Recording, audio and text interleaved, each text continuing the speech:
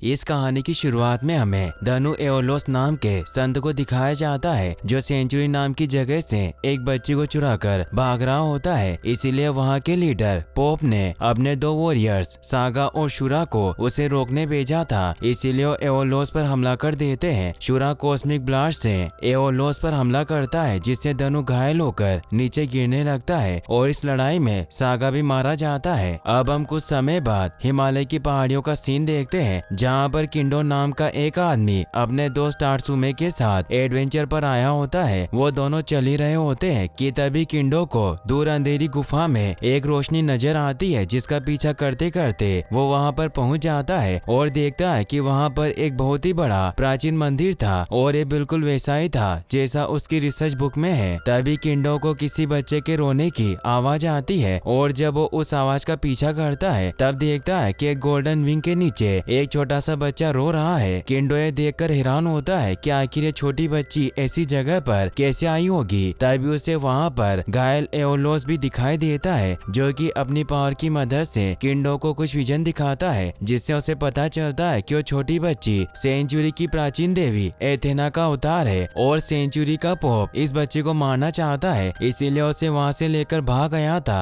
एओलोस किंडो को कहता है कि तुम्हें कैसे भी करके इस बच्ची की रक्षा करनी होगी और इसे सेंचुरी से छिपाकर रखना होगा। फिर वो उसे आसमान की तरफ इशारा करते हुए कुछ टूटते हुए स्टार्स दिखाते हुए बताते हैं कि जब वे 16 साल की हो जाएगी तब कुछ लड़के इसकी रक्षा करके संत बनेंगे। ये कहकर एओलोस अपना दम तोड़ देता है और उसका आर्मर एक गोल्डन क्लॉथ में बदल जाता है। फिर अब हमें 16 साल बाद का सीन दिखाया जाता है और हम देखते हैं कि वो बच्ची भी अब बड़ी हो चुकी थी जिसका नाम किंडो ने सावरी रखा था। सावरी के पास काफी सारी मैजिकल पावर्स थी जिससे कि वो लोगों के जख्मों को हील कर सकती थी, लेकिन उसे ये बात नहीं पता थी कि वो खुद देवी एथेना का एक अवतार है और इसी चीज की वजह से सावरी दिन रात परेशान रहती थी। एक दिन किंडो सावरी को कहीं बाहर घुमाने ले जाते हैं तब वो सावरी को सारी बातें बता देते हैं कि कैसे वो देवी एथेना का अवतार है और सेंचुरी की देवी भी है। लेकिन वहाँ पर पोप नाम का एक आदमी उसे देवी बनने नहीं देना चाहता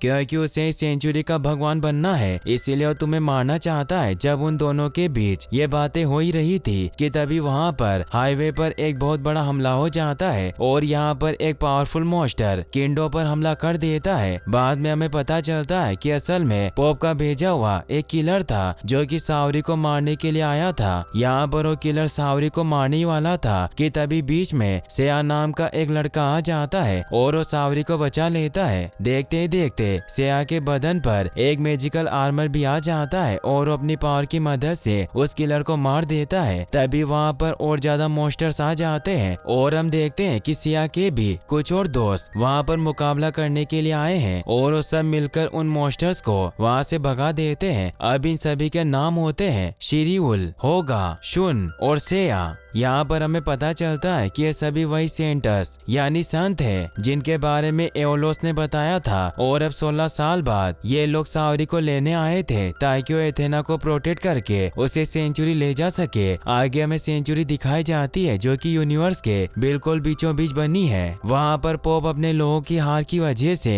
अब बहुत ज्यादा गुस्से में होता है और वो अब सावरी को मारने के लिए और एओलोस का गोल्डन क्लॉथ हासिल करने के लिए एओलोस को भेजता है जो कि सेंचुरी का सबसे वफादार और ताकतवर सैनिक था। यहाँ पर हमें पता चलता है कि पोप सेंचुरी में सभी सेंट्स को अपनी बातों में फंसा रहा था और वो देवी एथेना को सेंचुरी में आने नहीं देना चाहता था। तब हम देखते हैं कि यहाँ पर सेया और बाकी सेंट सावरी को समझा रहे होते हैं कि वो एथेना का अवतार है और उसे अब सेंचुरी में जाकर सबको बता देना चाहिए कि वही देवी बनने के लायक है। लेकिन तभी वहाँ पर एओलिया उन पर हमला कर देता है और वो सभी मिलकर जैसे तैसे सावरी को बचा लेते हैं। लेकिन बाद में उन्हें पता चलता है कि एओलिया काफी ज्यादा पावरफुल गोल्डन सेंट है। फिर भी सेया और उसके दोस्त एओलिया से लड़ने का फैसला करते हैं, लेकिन कुछ ही समय में वो उसके सामने बिल्कुल नहीं टिक पाते और हार जाते हैं। तभी यहाँ पर एओलिया देखता है कि सावरी के अंदर से वही कॉस्मिक एनर्जी निकल रही है जो कि देवी एथेना से ही निकल सकती थी और तब वो समझ जाता है कि जरूर सावरी का देवी एथेना से कुछ न कुछ संबंध है। ये सब कुछ देखकर वहाँ पर टार्सुमे वो गोल्डन क्लॉथ लेकर आ जाता है और एओलिया उस क्लॉथ को लेकर वहाँ से जाने लगता है। लेकिन जाते जाते वो कहता है कि अगर सावरी सच में असली एथेना है तो फिर उसे सेंचुरी आकर यह बात साबित करनी होगी। सावरी इस चीज के बारे में बहुत सोचती है और फैसला करती है कि वो सेंचुरी जरूर जाएगी और ये बात सेया को भी बता देती है। तब सेया अपने बाकी दोस्तों के साथ मिलकर सावरी की मदद करने की सोचता है और अगले ही दिन वो सावरी को लेकर सेंचुरी जाने के लिए एक दरवाजा खोलते हैं जो कि सीधे धरती से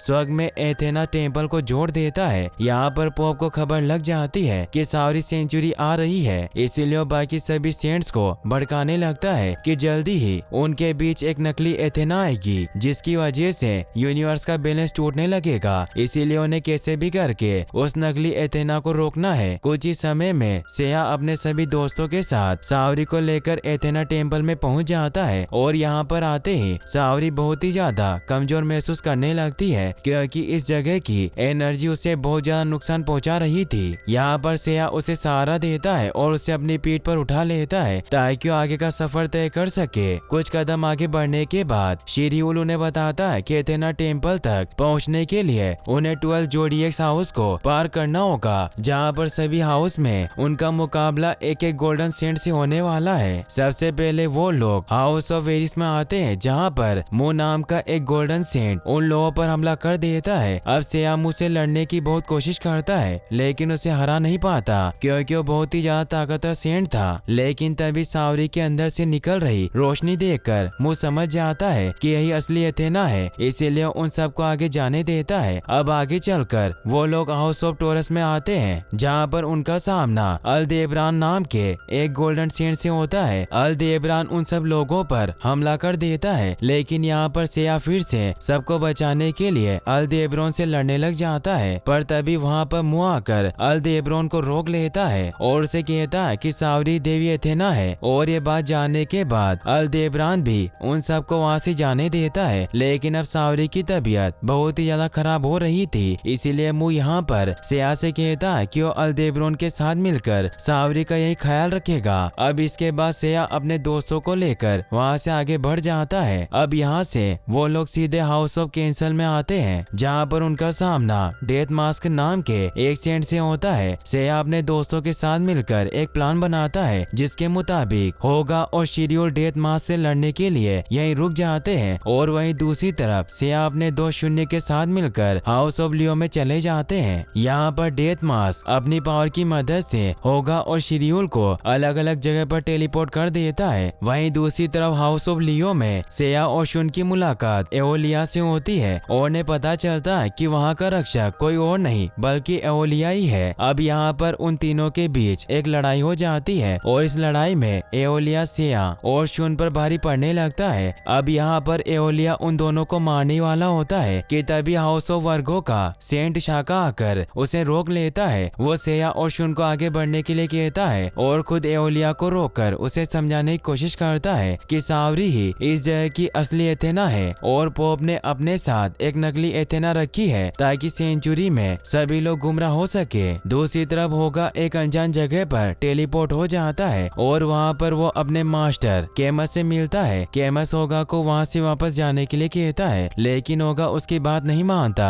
और इसी वजह से उन दोनों के बीच एक लड़ाई हो जाती है। वो दोनों अपनी पूरी ताकत और बहादुरी दिखाते हैं लेकिन होगा केमस को हरा देता है। वही हम शिरियुल को भी देखते हैं जो कि टेलीपोर्ट होकर एक अंडरवर्ल्ड में आ गया है और तभी उस पर डेथ मास्क हमला कर देता है। यहाँ पर तो शुरुआत में डेथ मास्क शिरियुल पर बहुत भारी पड़ रहा था लेकिन काफी ज्यादा बहादुरी से लड़ने के बाद शिरियुल डेथ मास्क को आखिरकार मार देता है। डेथ मास्क के मरने के साथ ही शिरियुल और होगा फिर से उसी जगह पर आ जाते हैं जहाँ से उन्हें डेथ मास्क ने टेलीपोर्ट कर दिया था। तभी वहाँ पर मु और अल्देब्रोन सावरी को लेकर आ जाते हैं। वही हमें दिखाया जाता है कि सेया और शुन हाउस ऑफ स्कॉर्पियो में पहुंच चुके हैं जहाँ पर उनका सामना एक गोल्डन सेंट मीरो से होता है। मीरो यहाँ पर उन दोनों से लड़ने लगती है और ने अपनी एनर्जी अटैक से इतना दूर फेंक देती है कि उड़ते उड़ते वो लोग सीधे हाउस ऑफ सेजिटेरियस में आ गिरते हैं। यहाँ पर हम देखते हैं कि शूरा जो उस हाउस का सेंट था वो मीरो के साथ मिलकर सेया और शुन पर हमला कर देता है और जब शूरा शुन को मारने के लिए उस पर हमला करने लगता है तभी वहाँ पर शुन का भाई इकी आकर उसे रोक लेता है, लेकिन यहाँ पर हमें पता चलता है शूरा और मीरो का कुछ नहीं बिगाड़ पा रहे थे, इसीलिए वो जल्दी घायल हो जाते हैं। तभी हम देखते हैं कि शाका और एओलिया भी वहाँ पर आ जाते हैं और मीरो और शूरा को रोक लेते हैं और उन्हें बताते हैं कि सावरी सच में देवी एथेना का अवतार है। और जब उसने ये बात पोप को बताई तब उसने अपनी जादुई शक्तियों से